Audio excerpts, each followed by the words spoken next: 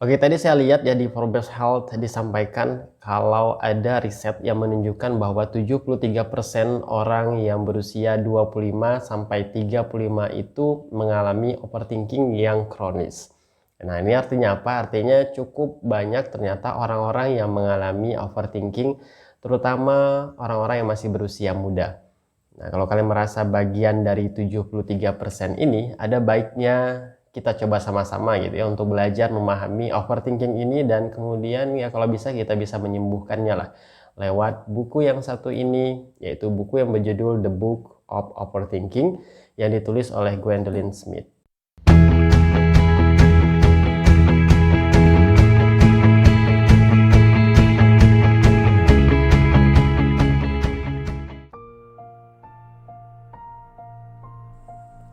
Ya, jika diartikan secara bahasa, overthinking itu bisa diartikan sebagai berpikir yang berlebih atau terlalu banyak memikirkan sesuatu. Ya, tapi pertanyaannya kemudian ialah, apakah terlalu banyak memikirkan sesuatu itu adalah hal yang buruk? Nah, di buku ini, Gwendolyn Smith tidak memukul rata bahwa semua overthinking atau berpikir yang berlebihan itu buruk. Karena ada juga sebenarnya berpikir yang terjadi secara berulang-ulang terhadap sesuatu, dan itu mendatangkan keasyikan tersendiri untuk kita.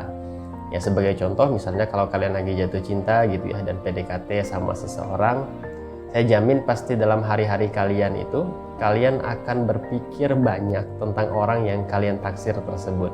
Nah, dan sensasi apa yang kalian dapatkan dari memikirkan orang tersebut? Ya, tentu saja rasa senang. Jadi tidak semua overthinking itu atau berpikir yang berlebihan itu buruk. Oke, kalau begitu overthinking seperti apa yang buruk? Nah, overthinking yang toksik gitu ya, yang berbahaya ialah overthinking yang memberikan rasa cemas yang berlebih untuk kita.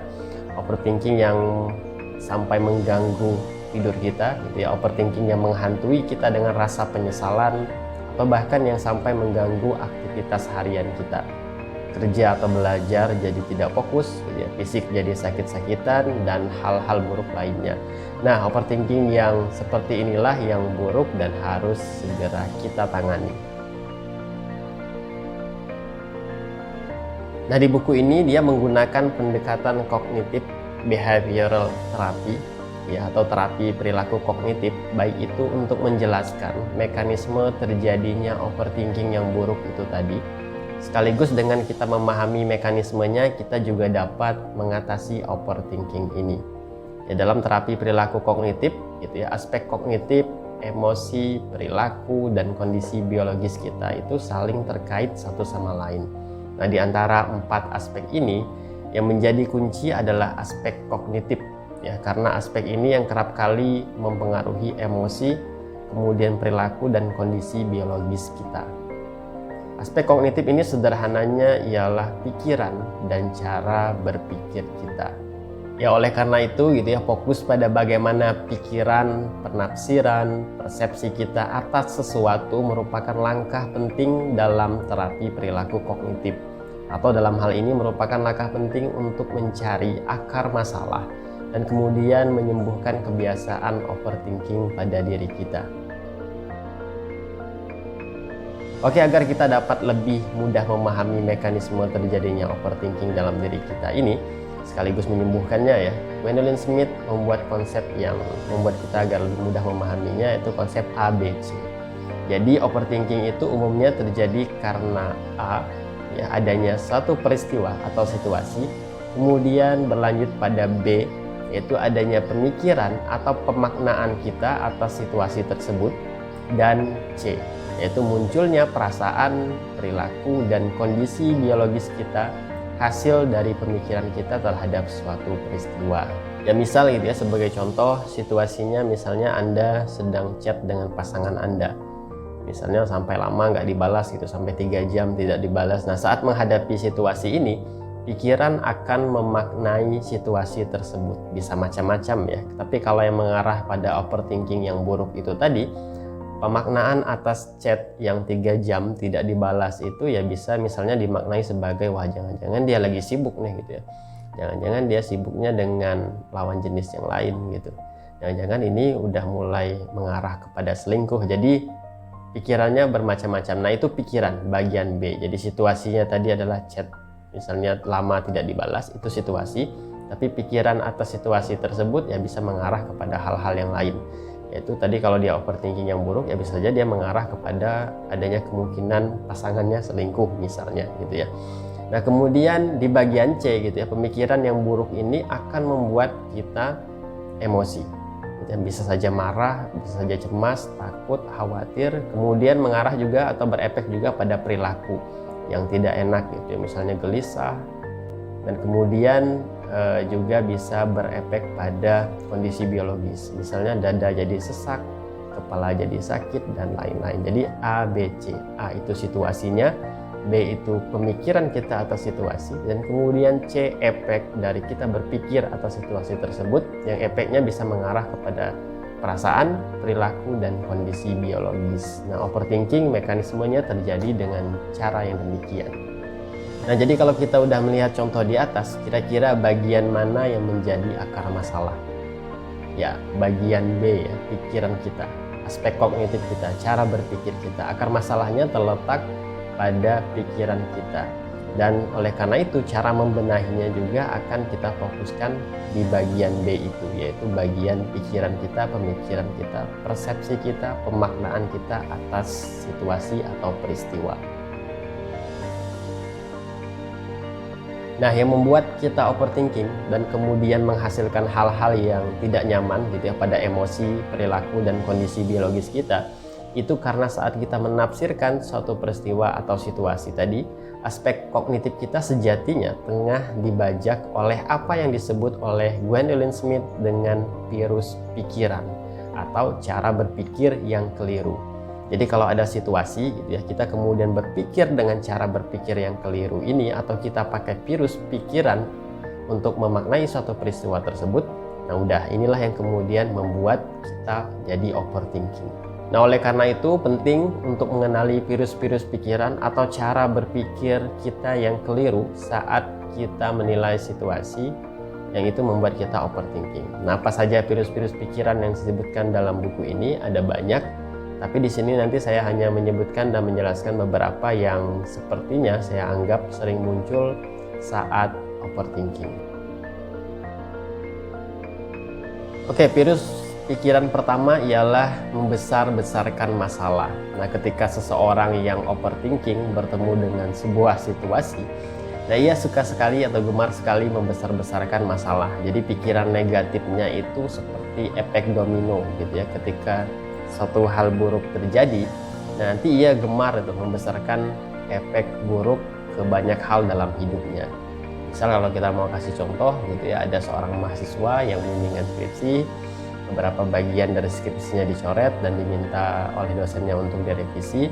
Nah itu situasi dan faktanya. Jadi situasi dan fakta yang dia hadapi adalah skripsinya dicoret dan diminta untuk revisi. Tapi bagi orang yang overthinking gitu ya, bagi mahasiswa yang overthinking, nanti dia akan cenderung membesar-besarkan masalah dari fakta yang ada itu tadi. Bahwa faktanya adalah skripsinya dicoret dan diminta untuk direvisi. Tapi pikiran dia atas fakta tersebut mengarah kepada hal lain. Wah ini kalau skripsi saya dicoret misalnya ya, nanti bisa lama selesainya skripsi saya. Kalau lama selesainya nanti wisuda saya jadi telat. Kalau wisuda telat, ijazahnya juga dapatnya telat. Kalau ijazah dapat telat, nanti ngaruh ke pekerjaan saya. Jadi saya agak susah mencari pekerjaan karena ijazah belum keluar. Nanti kalau pekerjaan nggak dapat, nanti orang tua kecewa. Jadi hal atau situasi yang dihadapi itu sebenarnya ya skripsi dicoret dan kemudian diminta direvisi, tapi pikiran dia atas peristiwa itu bisa mengarah kepada banyak hal, dan hal-hal itu adalah hal-hal yang menakutkan gitu ya untuk dia. Nah ini adalah overthinking atau virus pikiran gitu ya, yang membesar-besarkan masalah, dan ini bisa membuat kita overthinking. Nah untuk itu kalau situasi tidak mengenakan terjadi pada diri kita, coba untuk melihat arah pikiran kita. Kalau udah mulai menyebar kemana-mana gitu ya, maka segera hentikan, jangan diteruskan. Karena apa? Karena itu hanyalah persepsi kita, karena belum tentu itu fakta dan belum tentu juga kejadian. Jadi kalau kita bedah ya ketakutan-ketakutan mahasiswa itu tadi sebagai contoh gitu ya, sebenarnya dari 10 ketakutan itu paling yang terjadi hanya satu. Nah, sisanya itu hanya pikiran dia saja, bukan fakta dan tidak atau belum tentu juga kejadian. Dan itu yang kemudian membuat kita overthinking. Dan kalau kita mau menghentikan overthinking itu, maka jangan biasakan untuk membesar-besarkan suatu masalah. Oke, virus pikiran kedua yang menurut saya sering membuat overthinking, membuat orang overthinking, dan saya pikir saya juga dulu ya mengadopsi atau membiarkan virus pikiran ini dalam diri saya sebelum kemudian saya coba untuk menghilangkan hal ini. Nah, virus pikiran yang kedua ini adalah kegemaran kita untuk membaca pikiran orang lain. Jadi orang-orang yang overthinking itu biasanya seringkali punya kebiasaan ini, yaitu berupaya atau senang membaca pikiran orang lain. Contohnya kalau kita mau tarik pakai contoh mahasiswa yang bimbingan skripsi tadi ya, yang skripsinya dicoret kemudian diminta revisi. Nah, kalau dia adalah mahasiswa yang overthinking dan punya virus pikiran ini dalam diri dia, dalam pikiran dia, maka bisa saja misalnya ketika dosen itu meminta dia untuk revisi, yang ada dalam pikiran dia adalah dia berupaya menebak pikiran si dosen, maksud si dosen, niat si dosen, sikap si dosen, tujuan si dosen. Jadi mulai dia kepikiran, kayaknya si dosen ini minta saya revisi, kayaknya dia memang tidak senang dengan saya. Jadi berupaya untuk membaca pikiran si dosen, padahal ya dia manusia biasa gitu ya, tidak bisa membaca pikiran orang lain. Tapi karena dia tadi overthinking dan menggunakan virus membaca pikiran ini untuk menghadapi situasi itu, akhirnya ya jadinya dia membaca pikiran maksud si dosen gitu ya, membaca niat dan tujuan si dosen bahwa dosen tidak senang dengan dia, padahal dia tidak bisa membaca pikiran si dosen tersebut, dan akhirnya ya dia overthinking, kepikiran terus. Nah, untuk itu kalau ada satu peristiwa terjadi dan kita kemudian menafsirkan peristiwa tersebut, nah coba lihat-lihat lagi. Nah, jangan sampai kita tergoda untuk mencoba membaca maksud, niat, dan pikiran orang lain. Karena pertama, ini bisa membuat kita overthinking tentu saja, dan yang kedua, kemampuan kita untuk membaca pikiran orang lain ini belum tentu benar. Kenapa? Ya karena kita memang tidak bisa membaca pikiran orang lain. Kecuali kalau orang tersebut sudah bilang misalnya aku benci dengan kamu. Nah, itu kan jelas ya, itu baru fakta. Tapi kalau hanya sekedar samar-samar gitu ya, dan nggak jelas ini arahnya kemana, jangan coba langsung mengambil kesimpulan tentang hal tersebut. Oke, kemudian virus pikiran yang ketiga ialah overthinking sering menyerang saat kita tergoda untuk mengucapkan kata-kata ini, yaitu kata-kata seharusnya, kemudian semestinya, kemudian sebaiknya. Ya, kata-kata inilah yang seringkali membuat kita merasa bersalah, kemudian membenci diri sendiri, ya, kecewa, frustrasi, tertekan, terbebani, dan lain-lain. Nah, untuk itu agar tidak muncul rasa bersalah dan kecewa yang berlebihan gitu ya, maka minimalisir ya, perkecil penggunaan kata harus dalam diri kita. Nah, sebagai alternatif kita dapat menggunakan kata-kata yang lain seperti misalnya kata bisa. Nah, jadi kalau dibanding misalnya kita bilang saya harus dapat nilai A misalnya, kita mestinya bisa aja ganti dengan saya bisa dapat nilai A. Jadi bebannya jadi lebih ringan gitu kan, nggak terlalu terbebani dengan kata-kata kita sendiri. Jadi kalau kita pakai kata bisa, tetap ada optimisnya, tapi kita juga di sisi lain memberi ruang untuk kegagalan, karena ya kita nggak pernah tahu nanti hasilnya akan seperti apa. Nah, sebenarnya masih ada beberapa virus pikiran lainnya. Nanti kalau kalian tertarik silahkan saja baca buku ini lebih lanjut. Oke, jadi inti solusinya ialah ya saat memaknai satu peristiwa, sadari pikiran kita. Coba lihat kembali ada nggak kira-kira virus pikiran yang nyantol gitu ya, yang ngebajak pikiran kita, yang ngebajak persepsi kita, ngebajak keyakinan kita. Nah, kalau ada segera hilangkan. Kenapa? Ya karena pasti virus-virus pikiran itu sering kali keliru ya, nggak benar-benar terjadi. Itu hanya sekedar ketakutan-ketakutan yang ada dalam pikiran saja. Jadi dia nggak benar-benar terjadi, keliru, salah, dan dia mengarah pada overthinking. Jadi jangan diteruskan, jangan diikuti, hentikan ya. Nah, itu saja ngomongin buku kali ini. Sampai jumpa lagi di ngomongin buku berikutnya. Terima kasih.